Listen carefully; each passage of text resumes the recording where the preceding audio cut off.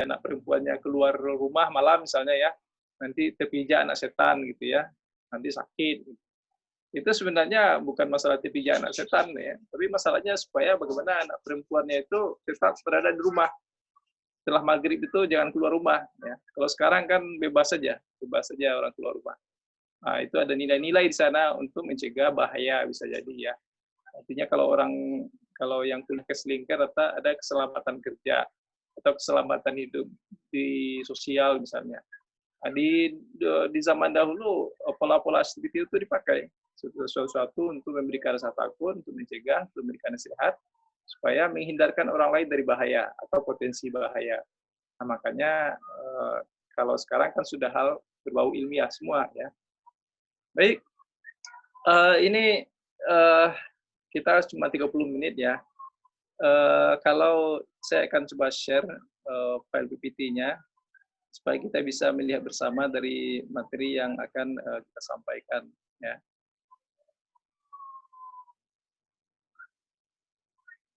Udah muncul ininya? Udah muncul ya? Baik, saya akan coba presentasikan tentang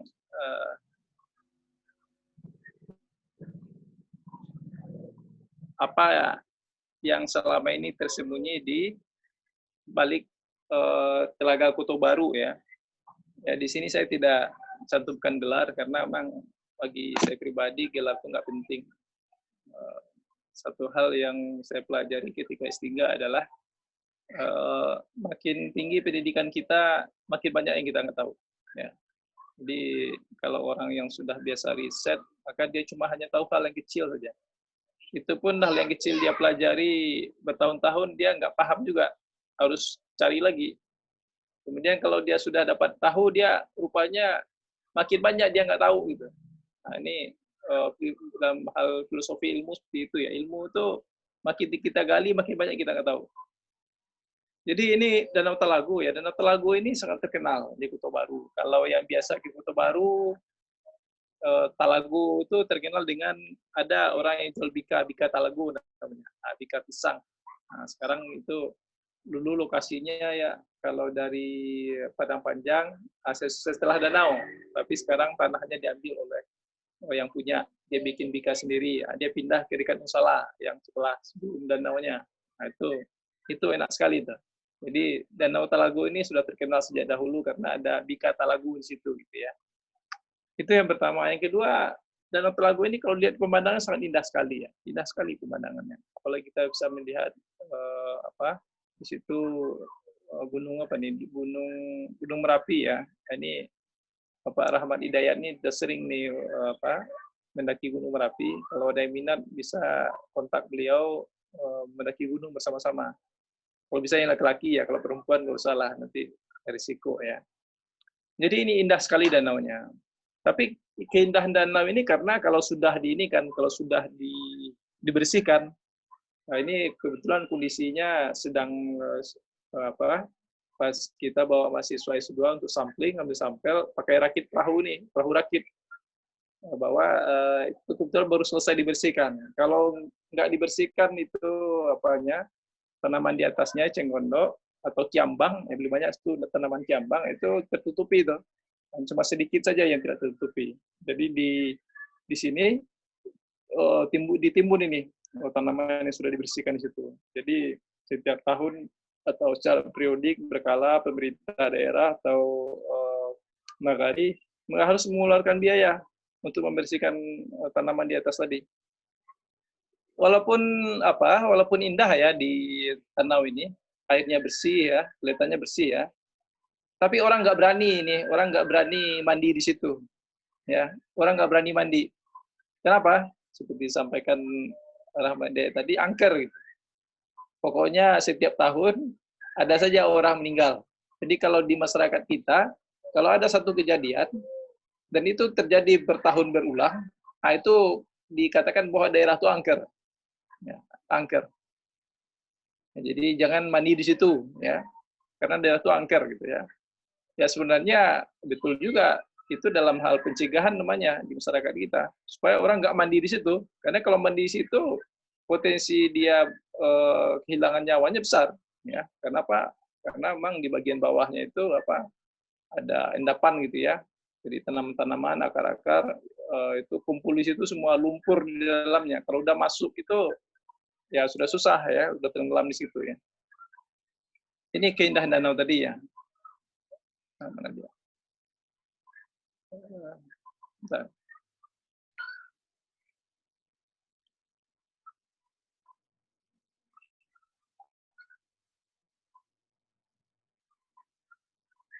Jadi kita melihat misalnya ini saya search di Google ya, Telaga Kuto Baru itu apa aja isinya. Oh, ini macam-macam nih. Rupanya emang betul ya, ada yang orang udah pernah tenggelam di situ ya. Ini tahun 2018 ya. Udah dicari-cari 5 jam baru ketemu. Saya nggak tahu ini rasanya mahasiswa UNAN nggak salah dulu tuh.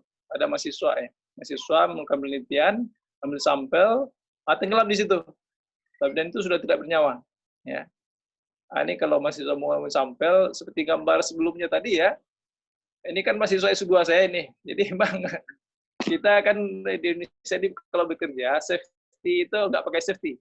Jadi kalau bekerja itu ya ya diserahkan sama Allah saja, ya tanpa ada safety ya. Ya itu betul ya, yang namanya ajal itu sudah ada suratan masing-masing, sudah ditentukan tempatnya. Tapi minimal ketika kita meninggal itu ada di daerah potensi bahaya, misalnya atau tenggelam, kita ada safety. Tapi kalau nggak ada safety, orang kan masih bisa ada alasan, oh itu tenggelam tapi nggak pakai safety, itu salahnya karena dia nggak pakai safety, gitu ya. Nah ini mungkin perlu saya perbaiki juga nih. Kalau bisa yang ambil sampel di sini ya kayak mahasiswa ini, pakai perahu karet lah. Kalau ini kan pakai bambu saja nih. Saya presentasi di Jepang, saya tampilkan ini ketawa ininya pesertanya, kok pakai ini ya. Sudah manual sekali, harusnya pakai perahu karet, pakai pelampung ya. Jadi kalaupun tenggelam, jatuh ke air, nggak bisa berenang, jadi bisa mengapung gitu ya, bisa diselamatkan. Nah ini safety-nya penting.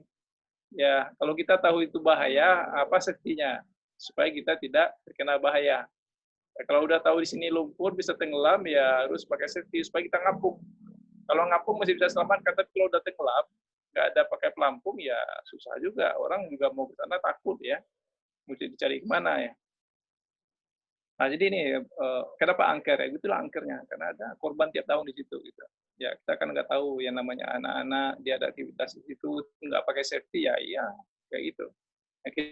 Kecuali memang sudah ada suratan namanya di sana, dia pakai pelampung pun, pakai apapun, paling safety pun peralatannya kalau ada meninggal di sana ya meninggal juga. Ya, tapi minimal kita ada usahanya. Jadi kalau kita lihat ini kan sebenarnya sangat luas sekali ya areanya sini. Ini danau semua nih, ya, yang biru ini, yang berarsir biru. Tapi kalau yang ini udah air ya. Ini masih sambil sampel ini. Jadi danau ini sebenarnya luas sekali. Tapi kalau kita injak di sini dekat danau ini, kita bisa masuk ke dalam, ya, karena di bawahnya itu sedimen ya, sedimennya itu bukan lumpur, bukan hanya lumpur, tapi kayak akar-akar itu, ada akar-akar serabut-serabut gitu ya, lumpurnya itu berserabut. Jadi kalau masuk ke dalam bisa sampai kaki kita terikat bagaimana di situ, sehingga nggak bisa muncul permukaan. Nah, ini makanya berbahaya jadinya gitu ya. Paling kalau pakai safety kan, biasalah mahasiswa kita atau dosen pembimbingnya juga nggak memperhatikan itu gitu ya. Nah, ini saya rencana dapat biaya penelitian tahun ini juga mau beli ini peralatan buat sampling yang safety gitu ya. Kalau ada mahasiswa penelitian sana, kita bisa minimal dia ada inilah ya, ada safety-nya. Lalu apa rahasia yang ada di situ? Kalau angker ada satu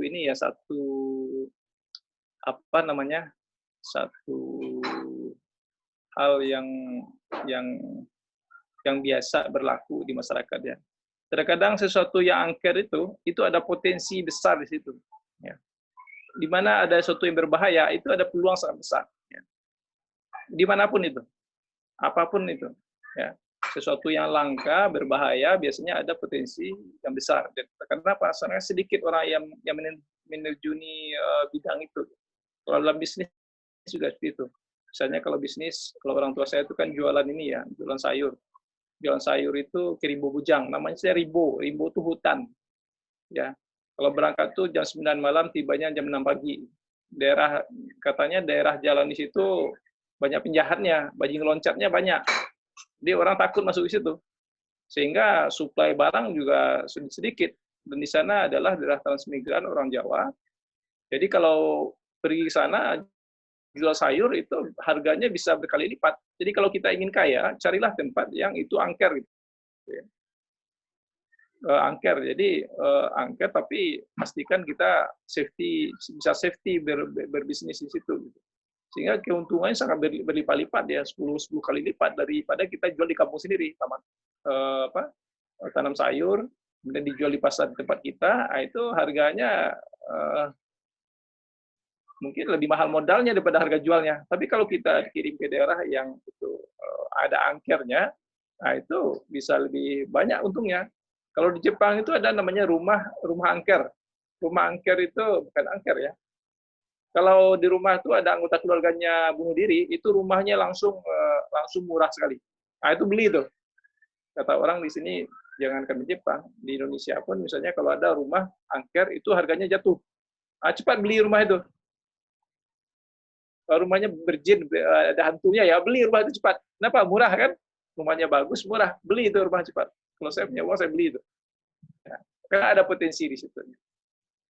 Jadi danau yang angker, yang indah dan angker ini juga ada persoalan eutrofifikasi ya. Ini kalau orang teknik lingkungan kan jelas tuh ada eutrofifikasi karena ada nutrien, sisa-sisa pupuk dari air pertanian semua ini dari atas nih.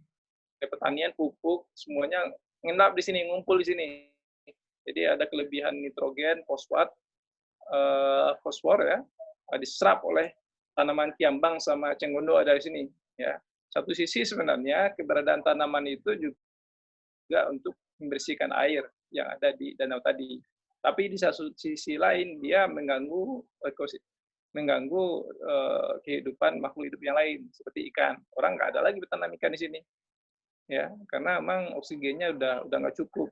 Kalau di bertanam ikan di sini nanti ikannya nggak besar gitu ya, atau ada penyakit di situ. Gitu. Dari Danau Telago ini dekat dengan rumah saya ya, pakai motor itu paling 10 menit, 15 menit sampai lah, jadi kadang panjang gitu ya. Dari kecil nih saya udah lihat nih, ini Danau Telago ini orang nggak ada berani berenang ya, karena yang namanya orang Indonesia saya pun kalau lihat air itu maunya berenang, mandi, ya bersih berenang. Kalau di Jepang saya ada sungai bersih, tapi nggak ada orang yang mandi satupun. Saya mau mandi juga ragu ya, karena nggak ada orang satupun yang mandi.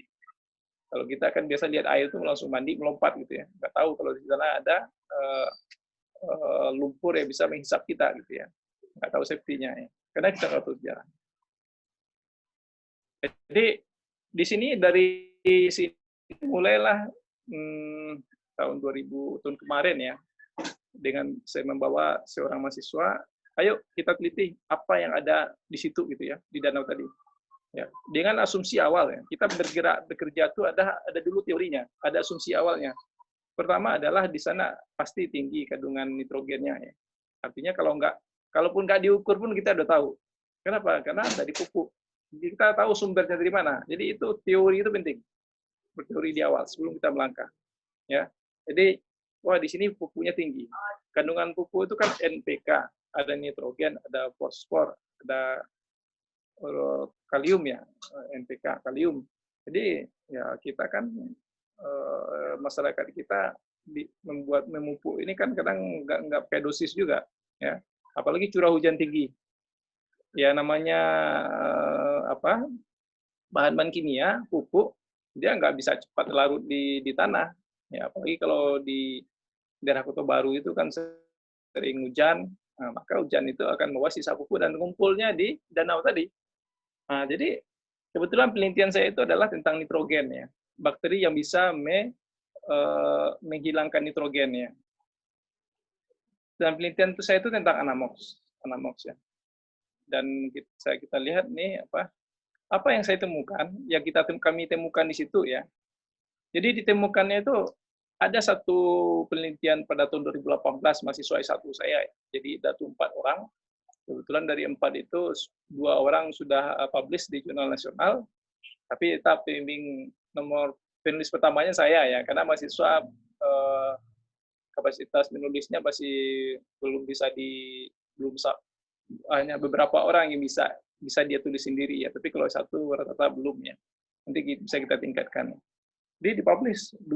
Satu lagi itu adalah ya foto saya tadi, foto saya yang di Zoom itu atau di WhatsApp, nah itu saya penelitian yang Danau Talago ini diundang ke Mekah ya, ngasih presentasi penelitian Danau Talago tadi. Jadi satu misteri itu bisa mengundang kita keliling dunia, gitu. Keliling dunia. Saya diundang juga ke Jepang karena penelitian dari hal yang misteri dan berbahaya tadi. Diundang juga, dikasih juga uangnya. Cuma sayangnya ya uangnya hilang tiba di Malaysia gitu ya. Yang bukan rezeki kita, nggak salah itu ya. Tapi dari riset itu suatu yang kita temukan bisa kita diundang di seluruh dunia ya. Dan dari hal tadi yang berbahaya dan angker tadi, penelitian tahun 2018 ada Dolas, ada Hagi, ada Wina, ada Arif ya. Masih ada 2 jurnal lagi sedang proses mau dipublish juga. Jadi 4. Jadi S1 yang saya bimbing itu publisnya itu di jurnal nasional. Ya. Hasil penelitian itu di jurnal nasional. Sinta 1 atau Sinta 2. Itu S1 yang saya bimbing. Kalau S3, S2 itu Scopus gitu ya. Kenapa? Dari satu hal yang saja. Dan ketika yang penelitiannya itu yang dibawanya adalah bakteri dari Jepang ya. Dibawa bakteri itu dari Jepang. Bakteri itu pertama kali ditemukan tuh di Cina. Namanya itu bakteri Anammox. Nama spesiesnya Candidatus Brocadia sinica. Jadi bakteri ini optimal kerjanya itu di suhu 35 derajat Celcius. Saya bawa ke Indonesia, ya kita tahu kan, ya di lab, inkubator nggak ada kan. Kalau di setting 35 derajat Celcius, ya beli dulu inkubator harganya ratusan juta gitu ya. Kemudian kalau dioperasikan ya di kampus listrik sering mati misalnya kan. Beli pula UPS yang besar ya. Kalau 1 jam 2 jam itu besar sekali. Uangnya juga nggak ada untuk beli UPS besar tadi gitu ya. Maka idenya adalah kalau kayak gini nggak bisa diterapkan di lingkungan untuk menghilangkan nitrogen menggunakan bakteri ini. Kita maunya dia bisa hidup di suhu Indonesia, nggak perlu diatur-atur lagi suhunya. Makanya terpikir kita harus cari bakteri Anammox yang kerjanya adalah menghilangkan nitrogen dari perairan yang berasal dari Indonesia. Karena di Indonesia itu belum ada penelitian tentang Anammox. Jadi ada penelitian Anammox dulu dari Bu Agustina ya, dosen di Universitas Sriwijaya tahun 2018. Beliau itu tapi dia membawa bakteri Anammox dari Osaka ya, bukan dari Indonesia juga, tapi penelitiannya tidak berlanjut. Atau juga ada penelitian dari dari Samekto atau yang dari Sriwijaya. Dia mengisolasi bakteri Anammox menggunakan teknik konvensional, menggunakan teknik agar ya, tapi ya metodenya nggak pas gitu ya untuk bakteri Anammox, nggak bisa, saya belum temukan referensi bisa dibiarkan di agar, belum saya temukan. Nah, tapi ya hasilnya juga gagal ya, karena memang metodenya nggak pas. Lalu karena penelitian saya juga tentang Anammox, kemudian juga biasanya orang menggunakan sequence batch reactor atau membran bioreactor. Membran bioreactor itu ya sebenarnya kita buat sendiri juga bisa, tapi kalau yang standarnya itu ya belinya mahal gitu ya, belinya mahal. Kemudian juga proses operasionalnya agak complicated. Harus ada juga DO meternya, pH meternya, macam-macam, ada juga kontrolnya. Kalau kayak gini penelitian di Indonesia nggak bisa gitu ya. Gaji dosen kita aja kecil, apalagi mau penelitian untuk beli alat tadi. Maka penelitian ini harus bisa dimulai di mana saja dunia. Kita harus cari hal yang murah. Akhirnya kita bikin reaktor dari filter air bersih yang biasa digunakan di tempat kita membeli air galon ya. Di air galon itu filter. Ada stringol filternya putih, harganya paling 25.000, ada housing filternya cuma 60.000, ya kurang dari 100.000 lah. Sudah selesai reaktornya untuk membiarkannya, ya. Dan itu kita coba bandingkan, kita ambil lumpur dari Danau Talago, kemudian kita masukkan dalam reaktor kita itu, filter air itu kita kasih makanannya dengan amonium dan nitrit, ini makanan